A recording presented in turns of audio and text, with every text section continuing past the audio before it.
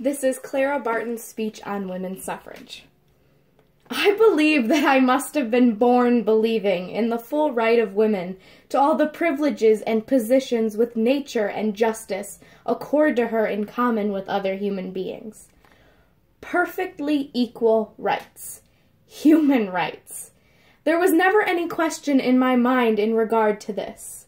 I did not purchase my freedom with a price. I was born free. And when, as a younger woman, I heard the subject discussed, it seemed simply ridiculous that any sensible, sane person should question it. And when, later, the phase of women's right to suffrage came up, it was only to me a part of the whole, just as natural, just as right, and just as certain to take place. And whenever I have been urged, as a petitioner, to ask for this privilege for women, a kind of dazed, bewildered feeling has come over me. Of whom should I ask this privilege? Who possessed the right to confer it? Who had greater right than women herself? Was it a man? And if so, where did he get it? Who conferred it upon him? He depended upon women for his being, his very existence, nurture, and rearing. More fitting that she should have conferred it upon him. Was it governments? What were they but the voice of the people? What gave them that power? Was it divinely conferred? Alas, no, or they would have been better, purer, and more stable. Was it force of arms? War?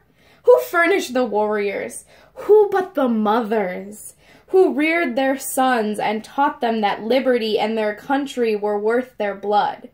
Who gave them up, repped their fall, nursed them in suffering, and mourned them dead? Was it labor? Women have always, as a rule, worked harder than men. Was it capital? Women has furnished her share up to the present hour. Who then can give the right? And on what basis? Who can withhold it? In regard to my nationality, I was born in the old Huguenot town of Oxford, Mass.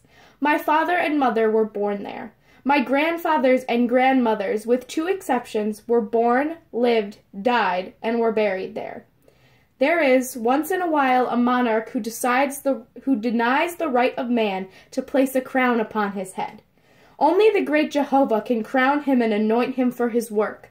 And he reaches out, takes the crown, and placed it upon his head with his own hand. I suspect that this is in effect what women is doing today. Virtually, there is no one to give her the right to govern herself, as men govern themselves by self-made and self-approved laws of the land. But in one way or another, sooner or later, she is coming to it, and the number of thoughtful and right-minded men who will oppose will be much smaller than we think, and when it is really an accomplished fact, all will wonder, as I have done, what the objection ever was.